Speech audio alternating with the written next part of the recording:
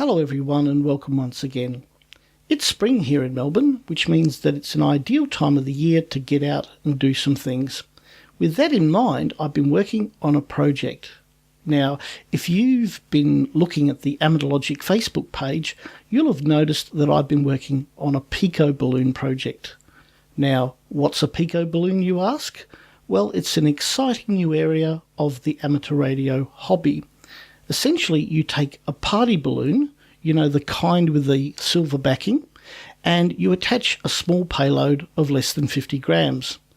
The payload typically consists of a small computer, a GPS, and a small radio transmitter, typically less than 100 milliwatts. And the transmitter typically transmits on amateur radio frequencies. Now, the idea is you release the balloon up into the sky. It floats up to about 8 kilometres high and then is blown along by the wind. Every 3 to 6 minutes, periodically, it transmits its GPS coordinates as an encoded signal, either using APRS or RTTY or some other form of encoding. And you receive that back at your home base, and thus you can actually track where the balloon is going over time. Now, about every, 2 weeks or so, I get an email from a colleague here in Melbourne, Andy VK3YT, and typically that email says, I'm releasing a new pico balloon this weekend. And I and a number of other amateurs are able to actually track the progress of the balloon as it floats up in whichever direction it's going that particular weekend. Now, Andy's balloons have travelled considerable distances. Some have floated all the way over to New Zealand, and one even made it all the way over to Brazil. It must have wanted to have gone to the World Cup soccer, I figure. Anyway, with that in mind, I thought, why should Andy have all the fun? So I've decided to put together my own pico balloon project. So let's now have a look at the hardware that I put together. My first bit of hardware is a tiny single board computer, which was designed in Italy. It's called the Arduino Pro Mini, and you can pick these boards up online very, very cheaply. There are the originals which are available from Italy, and there are some clones that are available at much cheaper cost. This here is a programming cable with a small programming board, and you connect this to your standalone computer.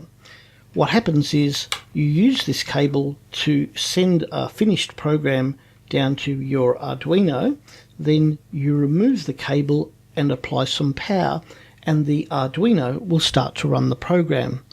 It's programmed in a variant of C.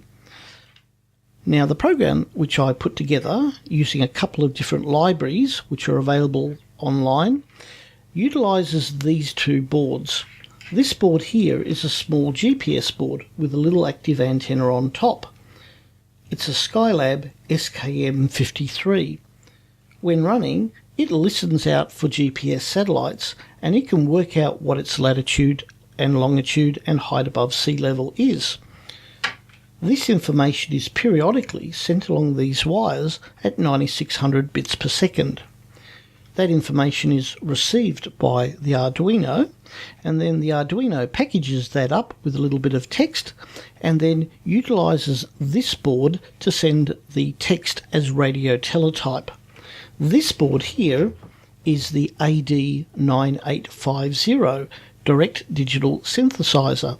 Amazingly, this tiny little board is capable of generating a radio signal from anywhere from 0 through to about 40 megs. What happens is, with a little bit of programming, the Arduino can actually generate, using this board, a radio teletype signal.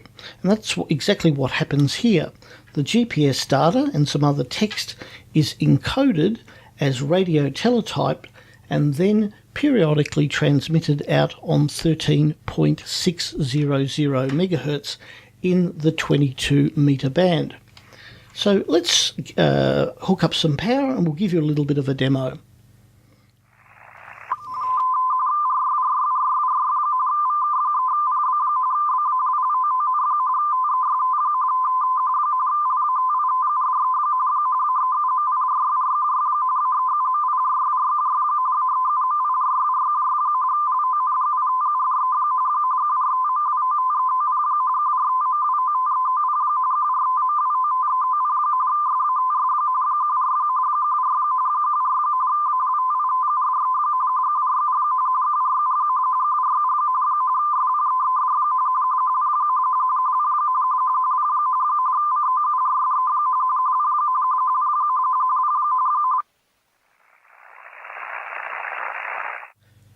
The program that I use to decode the radio teletype is called MixW.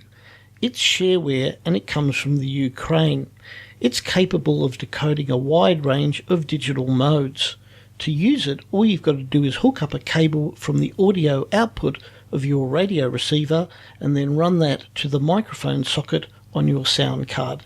You then select the particular mode that you want to use and the program does the rest. So what remains to be done on this project? I simply need to install two simple transistors connected to two digital outputs on the Arduino and modify the software to turn the AD9850 and perhaps the GPS off when they're not being used.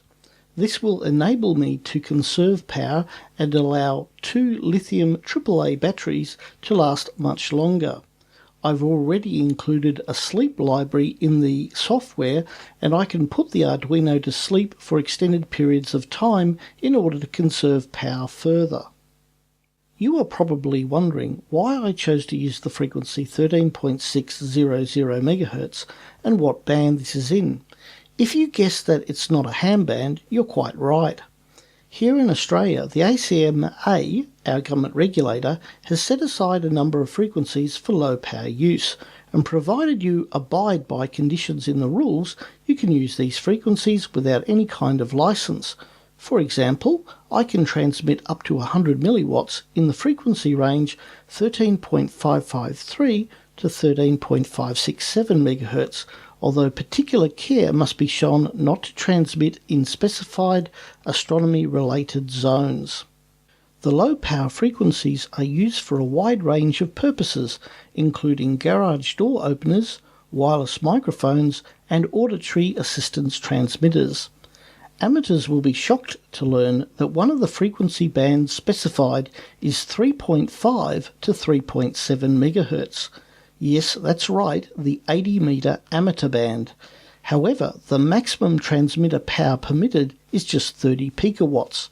You can find details of the frequencies permitted and conditions of use in the Radio Communications Low Interference Potential Devices, or LIPD, Class License 2000, which is available on the ACMA website. I'm sure other countries have equivalent legislative rules and regulations. To finish this segment, a note of caution. Before undertaking any balloon project, you should consult your government's regulator of controlled airspace and clear what you propose to do with them first. As Crazy Russian Hacker says, safety is #1 priority. Equally, it's a good idea to check with your country's radio communications government authority before using any lower power frequencies in order that you are fully compliant with your country's rules and regulations.